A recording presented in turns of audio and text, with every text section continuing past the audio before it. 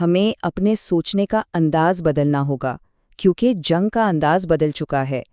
اب یہ ٹینکوں، توپوں اور جہازوں کی لڑائی نہیں رہی۔ جنگ اب نظر آنے والے میدانوں سے نکل کر ایک ایسی غیر مرئی، ایسی پوشیدہ دنیا میں داخل ہو رہی ہے جہاں معلومات، توانائی اور یہاں تک کہ ہمارے اپنے خیالات تک ہتھیار بن چکے ہیں۔ آئیے آج ہم اسی تبدیلی کی گہرائی میں اترتے ہیں اور دیکھتے ہیں کہ 21ویں صدی کا میدان جنگ اصل میں کیسا ہے۔ تو ذرا اس جملے پر غور کریں، اس کا مطلب کیا ہے؟ اس کا مطلب یہ ہے کہ جدید جنگوں کا اصل ہدف اب صرف زمین پر قبضہ کرنا یا فوج کو تباہ کرنا نہیں رہا۔ اصل ہدف ہے لوگوں کے ارادوں، ان کے یقین اور حقیقت کے بارے میں ان کے تصور کو کنٹرول کرنا۔ حتمی فتح اب ٹینکوں سے نہیں بلکہ ذہنوں کو جیتنے سے حاصل ہوتی ہے۔ ٹھیک ہے، تو آئیے اس موضوع کو مزید گہرائی سے دیکھتے ہیں۔ ہم ایک ایسی جنگ کی بات کر رہے ہیں جو شاید اسی لمحہ ہمارے چاروں طرف ہو رہی ہے، ہمارے فونز میں، ہماری کاروں میں، یہاں تک کہ ہمارے ذہنوں میں۔ لیکن یہ ہماری نظروں سے مکمل طور پر اوجھل ہے۔ یہ ایک ایسا پوشیدہ خطرہ ہے جسے ہم محسوس نہیں کر سکتے، لیکن جس کے نتائج بہت بہت حقیقی ہیں۔ اس غیر مرئی جنگ کو سمجھنے کے لیے مشرق وسطیٰ کی اس حقیقی مثال کو دیکھیں۔ یہ کوئی چھوٹی موٹی ٹیکنیکل خرابی نہیں تھی، یہ ایک حملہ تھا جسے GPS اسپوفنگ کہتے ہیں۔ اس میں ہوتا یہ ہے کہ دشمن جان بوجھ کر غلط GPS سگنل بھیجتا ہے تاکہ گاڑیوں، بحری جہازوں یا ڈرونز کو گمراہ کیا جا سکے۔ یہ واقعہ ہمیں بتاتا ہے کہ جنگ اب صرف سرحدوں پر نہیں لڑی جا رہی، بلکہ ہمارے روزمرہ کے سگنلز میں بھی لڑی جا رہی ہے۔ لیکن کہانی یہاں ختم نہیں ہوتی۔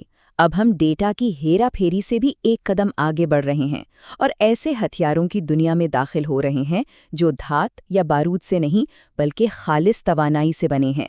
یہ غیر مرئیت کی ایک نئی اور کئی زیادہ خطرناک سطح ہے جہاں روشنی اور لہریں خود ہتھیار بن جاتی ہیں۔ تو آخر یہ ڈائریکٹڈ انرجی ویپنز ہیں کیا؟ آسان لفظوں میں سمجھیں تو یہ ایک انتہائی طاقتور اور فوکسڈ ٹارچ یا مائکرو ویو اوون کی طرح کام کرتے ہیں۔ یہ ہتھیار گولیوں یا بموں کے بجائے لیزر، مائکرو ویوز یا ایٹم سے بھی چھوٹے ذرات کی شعاعیں فائر کرتے ہیں تاکہ اپنے ہدف کو جلا سکیں، پگھلا سکیں یا اس کے الیکٹرانکس کو ہمیشہ کے لیے ناکارہ بنا سکیں۔ اور یہ کوئی سائنس فکشن نہیں، یہ آج کی حقیقت ہے۔ یہ ٹیکنالوجی 3 اہم شکلوں میں آتی ہے۔ ایک ہیں لیزرز، جن سے ہم سب واقف ہیں، لیکن یہ کھلونوں والے لیزر نہیں بلکہ صنعتی طاقت کے لیزر ہیں۔ پھر ہیں مائکرو ویوز، جو ہمارے کچن والے مائکرو ویوز سے لاکھوں گنا زیادہ طاقتور ہیں۔ اور آخر میں ہے پارٹیکل بیمز، جو ایٹم سے بھی چھوٹے ذرات کو تقریباً روشنی کی رفتار سے پھینک کر کسی بھی چیز کو تباہ کر سکتے ہیں۔ لیزرز کی بات کرتے ہیں۔ جو چیزیں کبھی ہمیں صرف فلموں میں نظر آتی تھیں وہ اب میدان جنگ میں استعمال ہو رہی ہیں۔ یہ نہ صرف ڈرونز جیسے چھوٹے ہدف کو آسمان میں ہی جلا سکتے ہیں بلکہ دشمن کے سینسرز کو عارضی طور پر اندھا بھی کر سکتے ہیں، جسے ڈیزلنگ کہتے ہیں۔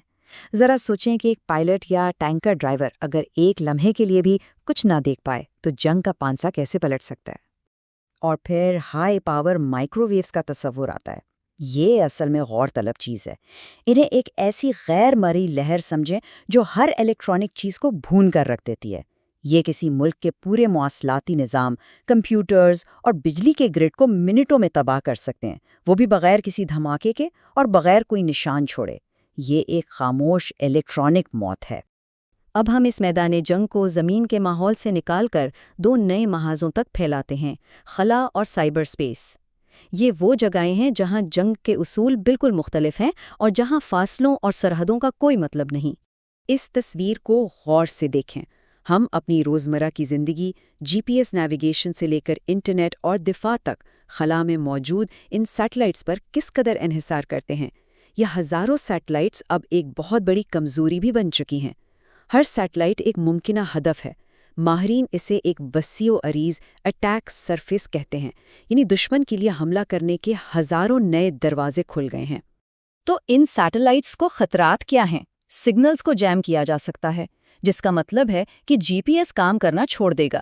جیسا کہ ہم نے دیکھا، اسپوفنگ کے ذریعے غلط معلومات بھیجی جا سکتی ہیں، جس سے ہوائی جہاز غلط سمت میں جا سکتے ہیں، یا پھر بینکنگ اور فوجی مواصلات جیسا حساس ڈیٹا راستے میں ہی چرایا جا سکتا ہے۔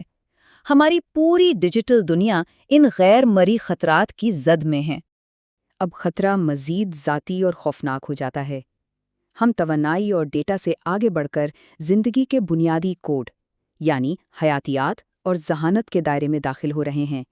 یہاں جنگ کی تعریف اور بھی دھندلا جاتی ہے اور خود زندگی ایک ہتھیار بن سکتی ہے۔ کرسپر جیسی ٹیکنالوجی جو بنیادی طور پر ڈی این اے کے لیے ایک کٹ اور پیس ٹول ہے، اس کی بدولت اب ایسے جرثومے بنانا ممکن ہے جو شاید کسی خاص نسل یا جینیاتی پروفائل والے لوگوں کو ہی نشانہ بنائیں، یا پھر بائنری ہتھیار بنائے جا سکتے ہیں۔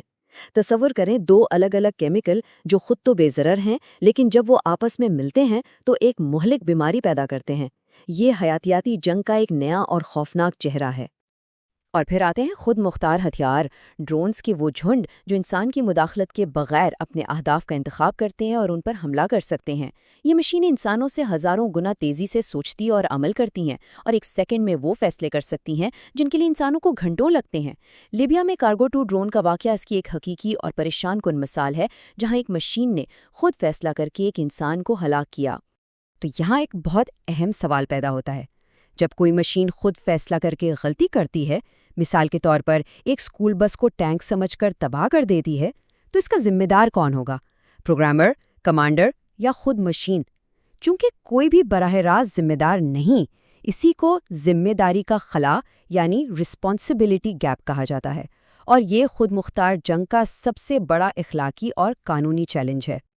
اور اب ہم اس تجزیے کے عروج پر پہنچتے ہیں۔ ہم نے ڈیٹا، توانائی، خلا اور حیاتیات کی بات کی، لیکن یہ تمام چیزیں بالآخر ایک ہی جگہ پر مرکوز ہوتی ہیں، ایک ہی ہدف کی طرف اشارہ کرتی ہیں، سب سے غیر مرئی اور سب سے ذاتی میدان جنگ، یعنی خود انسانی ذہن۔ یہ خاکہ روایتی نفسیاتی آپریشنز یعنی پی ایس آپس اور ایک نئے زیادہ گہرے تصور جسے کوگنیٹو وارفیئر کہتے ہیں کے درمیان فرق کو واضح کرتا ہے۔ یہ دونوں ایک چیز نہیں ہے۔